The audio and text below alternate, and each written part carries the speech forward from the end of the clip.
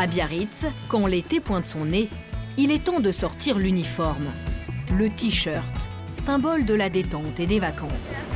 Ici, il s'affiche aux couleurs locales. Il fait beau, c'est l'été, on a envie de mettre de la couleur, voilà, tout simplement.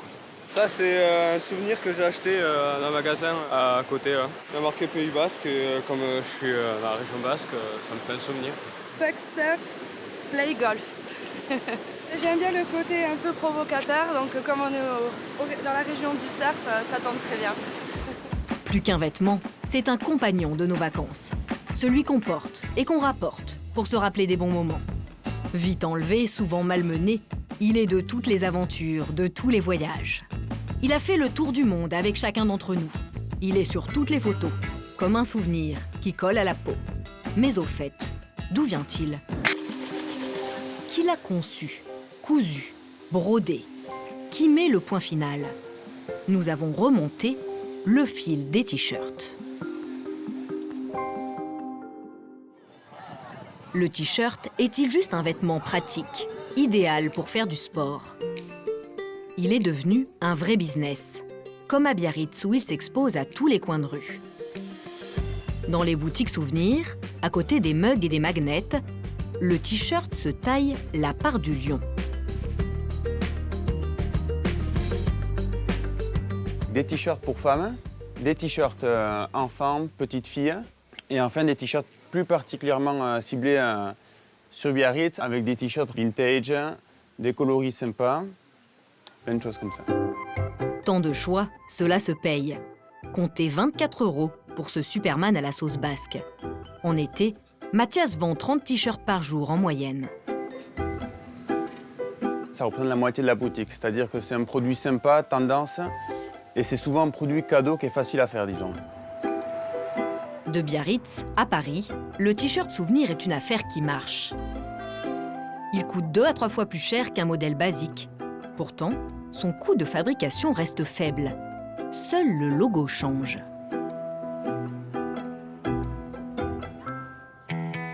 Un logo, ce n'est pas cher et ça peut rapporter gros. Cocolo est le leader en France de l'impression textile. Ici, pas de costume, c'est t-shirt correct exigé. Les couleurs sont respectées, je crois. Même pour les directeurs. L'usine imprime 7 millions de pièces par an, pour des marques souvenirs, des événements publicitaires et pour le prêt-à-porter. Mais avant d'être personnalisés, les t-shirts arrivent vierges, d'Asie, d'Amérique ou du Maghreb.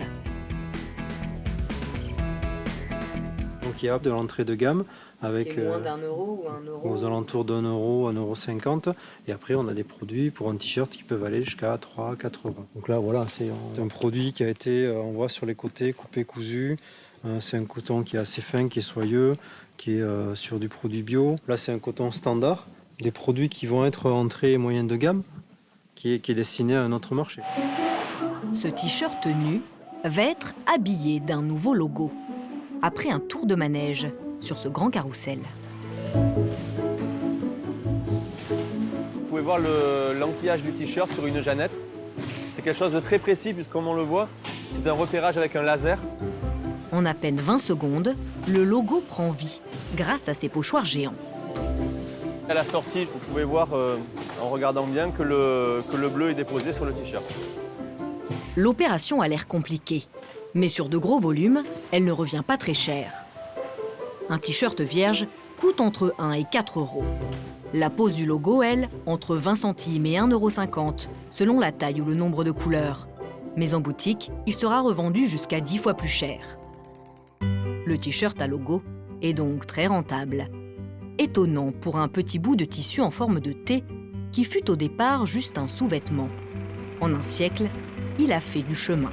Au départ, ce n'est pas du tout un vêtement, en tout cas... Pascal Montfort est historien de la mode. Destiné à être un sous-vêtement, ce t-shirt. Et il est porté par les Marines américains en dessous de leur uniforme pour éviter tout frottement. Cet emblème de virilité va très vite séduire le grand public. Au début des années 50, en 1951 précisément, une icône du cinéma américain, un sex symbole absolu, Marlon Brando, va porter un t-shirt blanc et très près du corps, dans un tramway nommé Désir. Alors il va très très vite être suivi par James Dean dans la fureur de vivre. Et il porte ce célébrissime t-shirt blanc sous une espèce de veste rouge. Et le t-shirt devient évidemment le vêtement à porter et véhicule cette idée de jeunesse absolue et de culte de la jeunesse. Longtemps uni, le t-shirt devient un outil marketing avec Walt Disney, qui le premier l'orne de son héros Mickey Mouse pour en faire la promotion. Puis le t-shirt devient le vêtement universel. On a tous son t-shirt préféré. Et on a du mal à jeter un t-shirt que l'on a porté étant adolescent. On a du mal à jeter un t-shirt avec lequel on s'est amusé. On entretient un rapport très intime avec le t-shirt. De toute façon, c'est le vêtement le plus proche de notre corps. Aujourd'hui, le t-shirt fait peau neuve. De populaire, il est devenu branché. À Paris, dans le Marais, Vincent, Arnaud et Simon, 3 jeunes créateurs, goûtent au plaisir de la propriété. Ça vit pas mal, c'est vrai que c'est comme ça. Ouais. C'est bien. Ouais. C'est la première boutique qu'on ouvre après 2 ans d'existence. Donc ça fait assez chaud au cœur, toute l'équipe. L'ancien sous-vêtement des Marines a investi les boutiques les plus tendances. Des collections lui sont consacrées, et avec inauguration. Les messages de cette marque sont franchement décalés. Le ton est humoristique, voire carrément provocateur. Trop beau, c'est nouveau, c'est un peu américain. Et c'est ça qu'on cherche, nous les jeunes. C'est mon t-shirt qui parle à ma place en fait. Les messages font mouche. Pour 45 €, ce client est rhabillé pour l'été. C'est la première vente? Pour moi, en tant que vendeur, c'est une des premières. Ouais. Ça se voit tant que ça. Les clients l'ignorent. Le gros du travail se fait ailleurs. Dans leurs locaux de Saint-Ouen en banlieue parisienne, Vincent, Arnaud et leur équipe de designers planchent sur les prochains messages. Alors, au menu du jour, on a Colette qui nous a envoyé des visus pour bébé t-shirt. Tous leurs logos sont imaginés ici, dans le pôle Créa, pour créativité. Le maître mot, faire rire. Un poil grand, Amical de la Pédale, c'est une des illustrations. Je pense que c'est un poil grand. Il y a une dizaine de visuels qui marchent quasiment tous les uns aussi bien que les autres. Chasseur de galinettes marche très bien. Amical de la Pédale marche encore très bien. On a pris quelques bides. Hein. J'ai fait un four avec école préparatoire de chaise musicale. Je suis le seul à le porter, je pense. Ce modèle-là est l'un des best-sellers, avec ses 4 adjectifs. Grand, beau, cultivé, mais fouteux. L'idée, c'est que l'homme idéal existe, mais il a toujours un gros défaut, quoi. Les gens aiment apporter un message, à interpeller des gens dans la rue. Et le t-shirt sert de vecteur à ça, quoi, à la communication, à finalement quelque part briser la glace dans la rue ou dans une soirée, en boîte de nuit, dans un café, dans un resto. Et on espère qu'on arrive à créer des rencontres grâce à ça. Ces concentrés d'humour en coton, ils en ont déjà vendu 100 000 exemplaires. Comme les t-shirts de vacances, tous proviennent d'une même base vierge, achetée à un fournisseur pour 3,50 €. Ici, on peut voir notre sous-traitant, Stanley et Stella, le coton 100% organique, la provenance, la fabrication, de quel lot ça vient. Sur l'étiquette, ils ont laissé le nom de leur fournisseur, indiqué que le t-shirt est en coton bio et qu'il est fabriqué au Bangladesh. Faire du Made in France à 25 €, c'est très compliqué, c'est même impossible. Mais on s'est dit, on va essayer de faire avec le meilleur partenaire possible pour produire un t-shirt et on va ramener le maximum de la partie création en France. Ils assurent jouer la transparence, mais en réalité, ces créateurs ne sont jamais allés au Bangladesh. Pour tenter de retracer le parcours de ce t-shirt, nous sommes donc partis en voyage avec lui.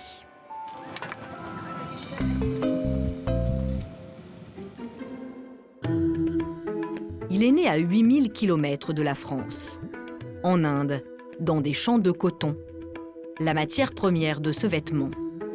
Il ne pèse que 300 grammes, mais à lui tout seul, il a consommé 1,3 kg de coton et 2500 litres d'eau. Et sa route se poursuit au Bangladesh.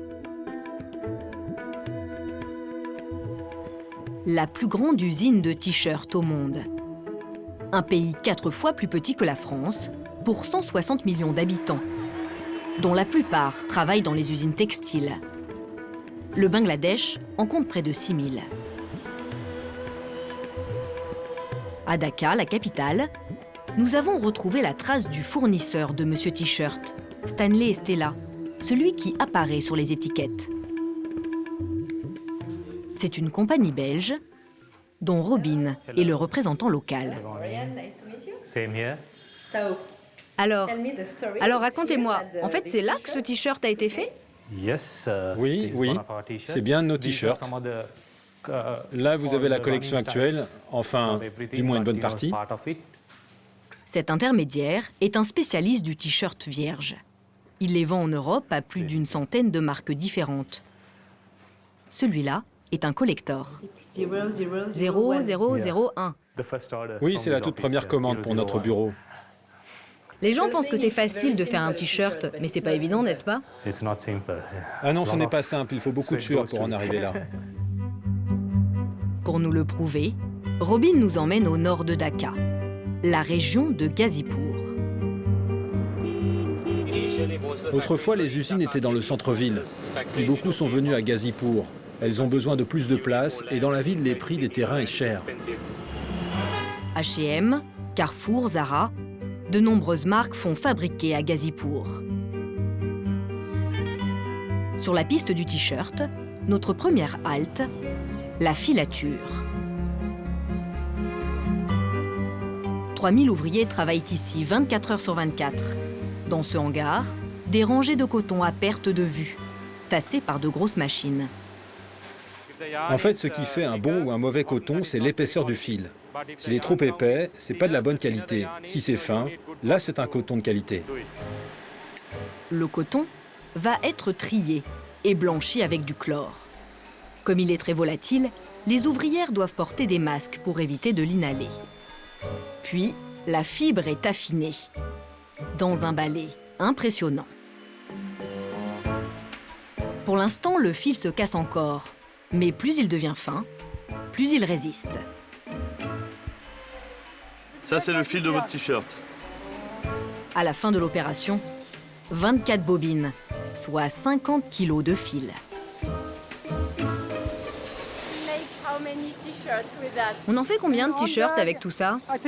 Un sac. Je sais pas trop, attendez, je vais prendre ma calculette. Selon moi, je dirais qu'il y a 9 km de fil. Oui, c'est ça. Il y en a pour 250 t-shirts. Comme celui-là? Oui, comme celui-là, rien qu'avec ce sac. Le t-shirt poursuit sa route. Des murs d'enceinte, une entrée sous bonne garde. L'usine est flambant neuve et s'étend sur 5 hectares. Le responsable est très fier de nous montrer son showroom. Voici tous les clients pour lesquels on travaille. Carrefour, Tom Taylor, Sainsbury. Carrefour et sa marque Tex, Decathlon et ses t-shirts Domios, ou encore Marks & Spencer. Au total, une quinzaine de marques européennes et américaines. L'atelier de tissage lui aussi est ultra moderne. Loin des métiers traditionnels, les bobines dansent toutes seules. Tout est automatisé. Les fils se mêlent et s'entremêlent jusqu'à donner ce tissu de couleur beige, qui va passer à la machine à laver. Pour le blanc, on a 3 grades, du plus clair au moins clair. Là, c'est un autre blanc, très éclatant comparé à l'autre. Pour s'assurer que le tissu est plus blanc que blanc, il va passer l'épreuve de la chambre noire. Là, c'est le t-shirt sous la lumière naturelle et là, artificielle. Et ici, on a les ultraviolets. Là, vous voyez que le blanc, il est OK. Ça, c'est le blanc d'un autre client. Ça tire plus vers le jaune. Donc, vous voyez que le blanc peut être différent. Il n'y a guère qu'un seul endroit où la machine n'a pas remplacé l'homme, l'atelier de confection. 300 petites mains coupent, assemblent et cousent les morceaux de tissu pièce par pièce. Ces deux-là, ils font les coutures des côtés. lui, le col du t-shirt. Elle, ici, rajoute les manches. Regardez, voilà les manches. Ici, elle met les étiquettes. Des gestes rapides, minutieux et répétés. Un t-shirt comme ça, c'est pas plus de 5 à 6 minutes. Et par jour, sur cette ligne, on peut faire 1800 à 2000 pièces. Le t-shirt est terminé. Sur 25 € de prix de vente, 3 € vont au fabricant, 50 centimes à l'intermédiaire, la société de Robin, et 21,50 € à la marque. Cette usine ultramoderne est-elle une exception? Au Bangladesh, les fabriques textiles poussent comme des champignons, de gros champignons.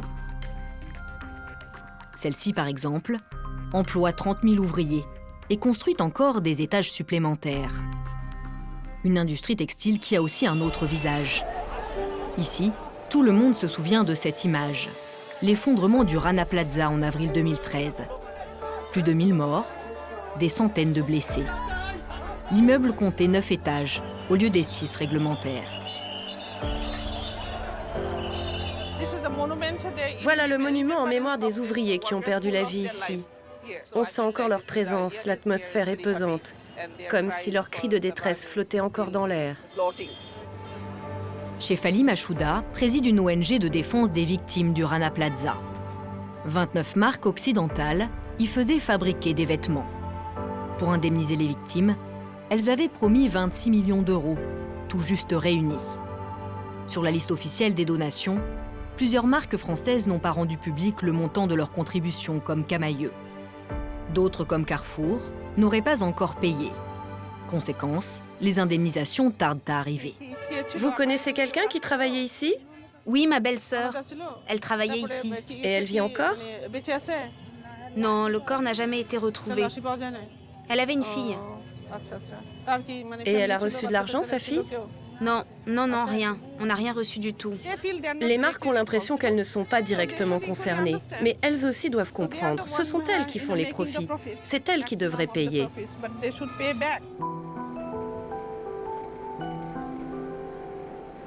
Comment améliorer les conditions de travail dans le textile au Bangladesh?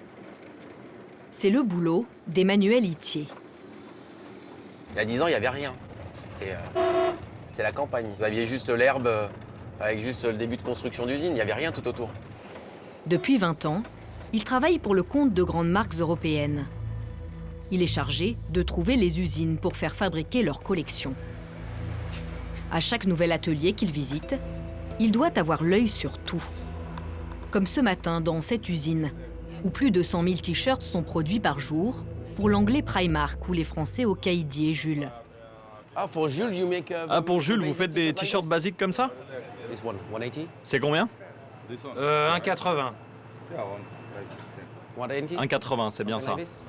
1,80 € à la sortie d'usine pour ce t-shirt de marque française, revendu 10 € en magasin. Et quand on trouve des t-shirts basiques à des prix excédant les 20 €, 30 €, voire plus, comment on l'explique? Disons qu'on paye ce qu'il y a décrit là. On paye la marque, on paye une image. Si vous me dites aujourd'hui, j'ai un t-shirt à 20 €, un t-shirt à 10 €, un t-shirt à 3 €, ce qu'on paye, c'est une image. Moi, je ne mettrai jamais 80 € ou 60 € dans un t-shirt. Pour moi, c'est impensable. Mais Emmanuel ne se contente pas de négocier les prix dans les ateliers. Il contrôle chaque étape de la fabrication, quitte à contrôler les moindres recoins. Un bidon de teinture pour t-shirt attire son attention.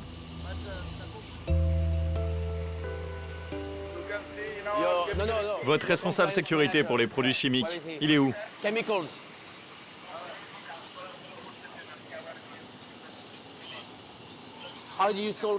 Comment vous gérez ça? C'est écrit toxique pour la vie aquatique. Ça va dans le traitement des eaux, mais ensuite vous devez vérifier que les produits chimiques sont partis avant de rejeter l'eau. Oui, on a le système de recyclage des eaux usées. D'accord, ok, d'accord. Venez, je vais vous montrer. De temps en temps, vérifier un peu les étiquetages. Alors c'est vrai que ça permet aussi aux usines de se rendre compte que on met quand même notre nez un peu partout et qu'ils ne peuvent pas non plus tricher avec nous. Emmanuel demande à voir le système de retraitement des eaux, ainsi que le document attestant qu'il n'y a pas de rejet de polluants. Après traitement, on est quasiment à 40% en dessous de la limite autorisée. Donc c'est quand même un très bon résultat. Et toutes les usines ne sont pas équipées de ce système. C'est obligé, il y a l'obligation. Alors il semblerait que dans certaines zones, des vieilles usines ne le soient pas. Et c'est là où c'est plus dangereux, parce que là, on charge l'eau immédiatement avec des produits toxiques. Et là, les conséquences, les conséquences sont plus graves. Pour prévenir ce type de dérive, il existe des garanties, des normes et des certifications, affichées clairement par cette usine. Ah, vous êtes ISO 14000 maintenant? C'est bien ça. La norme ISO 14000 assure que la production a un faible impact sur l'environnement. C'est le retraitement des eaux, par exemple. Le Cotex garantit des textiles non toxiques pour la santé. Les certifications RAP et BSCI réglementent les horaires de travail, les salaires, la sécurité des ouvriers. Une certification est renouvelable tous les ans. C'est pas je suis certifié en 2014 et ça dure jusqu'en 2020. Non, non. C'est chaque année, on renouvelle la certification. Depuis le drame du Rana Plaza, 80% des usines au Bangladesh auraient mis en place ces normes au cours des derniers mois. Selon Emmanuel Itier, les marques pour lesquelles il travaille les exigent. Mais d'autres sont un peu moins vigilantes. En caméra cachée, nous nous rendons dans un quartier plus ancien, au sud de la capitale. On se retrouve avec des bâtiments où on a des appartements et on a une usine qui est là. Ça, par exemple, c'est une usine. Ça, c'est une usine, oui. À l'intérieur, plusieurs étages. À chaque fois, c'est un atelier de confection différent. Tati. Un nom sur un carton l'interpelle. Une marque française. For France? Yeah, ok. Oui, c'est la centrale. C'est pour Agora, c'est Tati. Parmi les t-shirts en fabrication, un modèle orné de sequins. Ah, c'est pas mal. Un détail attire son attention. Vous voyez la ligne? Les mots, ils sont pas très droits. Emmanuel interroge le patron sur les certifications. Vous avez la norme Cotex pour les tissus? Cotex, c'est en cours. L'homme semble un peu gêné. Donc vous n'avez pas de norme, pas de certificat? Non, monsieur. Et les clients ne viennent pas faire d'audit? La centrale d'achat, oui, ils viennent. Mais ils n'ont pas d'exigence sur la norme Cotex. Donc pas de contrôle sur les matières, rien. Ça, qu'est-ce que ça veut dire? Ça veut dire qu'en fait, il n'y a pas de Cotex, il n'y a pas d'audit social et ils ne demandent rien. C'est-à-dire que Tati, finalement... Là, en tout cas, sur cette usine-là, leur bureau passe une commande à une usine sans aucun justificatif, ni de traçabilité, ni de conformité toxicologique, il n'y a rien. Nous avons sollicité l'enseigne. Elle assure pourtant effectuer des contrôles. Selon Emmanuel Itier, le problème réside dans la succession d'intermédiaires, comme ici la centrale d'achat, qui peut brouiller la traçabilité. Il existe une myriade de sociétés commerciales qui font la liaison entre leurs clients en Europe et les usines au Bangladesh. Emmanuel Itier nous emmène dans l'une d'entre elles. Ces intermédiaires ne seraient pas tous très regardants. Je travaille beaucoup pour la France en ce moment, pour District Center. Une chaîne de supermarchés, non? Oui, oui. Emmanuel demande dans quelles conditions travaillent les ouvriers qui produisent ces vêtements. Pour le social, vous faites quoi? Ah, vous faites rien pour le social? Mais les clients ne demandent pas d'audit? Non, ils ne demandent rien. Ils ne demandent rien. Ils demandent le minimum et des bas prix. Ah ouais, le prix est le minimum. Selon cet intermédiaire, son client français fermerait les yeux sur les certifications sociales et lui ne contrôle rien. Il touche une commission de 25% du prix de fabrication du t-shirt. Emmanuel poursuit son enquête. Il veut voir cette usine non certifiée avec laquelle cet intermédiaire travaille. Shefali, de l'ONG des victimes du Rana Plaza, l'accompagne. Ensemble, ils vont réaliser un audit de l'usine. Oh là là, regarde comment elle est installée celle-là. Tout de suite, cette jeune femme coincée entre deux tables leur saute aux yeux. Vous êtes assise là, il y a tout ce bazar qui vous encombre. Si vous devez partir vite, vous pensez que vous serez capable de bouger? Ah non, non, non, faut toujours laisser ça libre. Le carton, faut pas le laisser là. Parce que ça peut être dangereux, en fait? Oui, bien sûr, c'est dangereux. S'il y a quoi que ce soit, un incendie, un tremblement de terre, ils ne pourront pas sortir assez vite. Ça doit être complètement dégagé, sans aucun obstacle. Shefali veut faire prendre conscience au patron qu'il y a des améliorations à apporter. Et cette fenêtre-là, pourquoi est-ce qu'elle est ouverte comme ça? C'est pour aérer, pour laisser passer l'air. Mais c'est dangereux, c'est un obstacle. Quelqu'un pourrait se la prendre sur la tête. Mais je peux pas faire autrement, il y a quelque chose qui bloque. Le patron reconnaît qu'il n'a pas de certification. Pourtant, il a installé la ventilation, refait l'électricité. Il paye ses employés 60 € par mois, le salaire légal. Mais la mise en conformité coûte cher. Elle coûterait près de 3 000 €. Le prix de vente du t-shirt, lui, n'augmente pas. Si les clients m'aidaient, les prix ne seraient pas aussi bas. Les marques nous demandent sans cesse d'avoir des ouvriers de plus en plus compétents,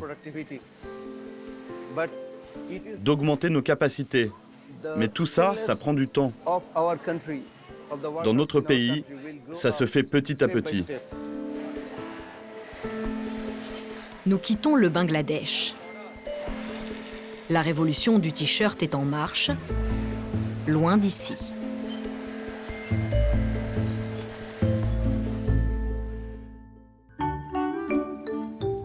Et si l'avenir venait de la science? Ce petit bout de tissu ne serait plus seulement un vêtement, mais deviendrait intelligent. A priori, rien de spécial sur ce t-shirt noir. Alors, qu'est-ce que ça donne? Pourtant, il sait tout de son propriétaire. Au-dessus, c'est le tracé GPS de Clément. Et ce qu'on voit en bas, c'est l'évolution de sa fréquence cardiaque instantanée en fonction du temps. De pas, vitesse moyenne. Le t-shirt transmet des informations. Il est connecté. L'accélération. Le t-shirt contient des capteurs qui captent un certain nombre d'informations, par exemple la fréquence cardiaque. Et il contient, dans un petit boîtier qui est placé entre les omoplates, une mémoire. Donc l'information est transmise par Bluetooth, par exemple sur ce téléphone-là. Et du coup, on peut visualiser en temps réel tous les indicateurs qui ont été enregistrés par le t-shirt. Le t-shirt capte la fréquence cardiaque, les calories dépensées. Il a été conçu par une start-up lyonnaise. Il a fallu 2 ans pour mettre au point des électrodes capables de mesurer le signal électrique au niveau de la peau et pour trouver le bon tissu. Vous avez à la fois du tissu compressif, ici uni noir, du tissu très respirant. La grosse difficulté avec les manches, c'était de trouver des systèmes de manches qui ne perturbaient pas la mesure de fréquence cardiaque.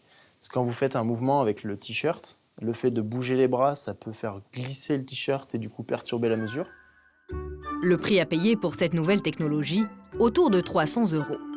Mais Vincent fait le pari d'un avenir prometteur, où le t-shirt deviendrait même un ange gardien.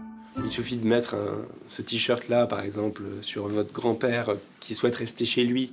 Et du coup, vous pouvez suivre en direct son rythme cardiaque. Vous pouvez détecter s'il fait une chute. Vous pouvez détecter s'il s'éloigne de chez lui ou s'il sort d'un parcours habituel. C'est vraiment le tout début de l'histoire des textiles connectés. Et on est persuadé que dans 5-10 ans, les applications se seront démultipliées. Qui sait où s'arrêtera la course à l'innovation? Demain, ce t-shirt intelligent nous donnera peut-être la météo des plages, la température de l'eau, ou sonnera l'heure de remettre un peu de crème solaire.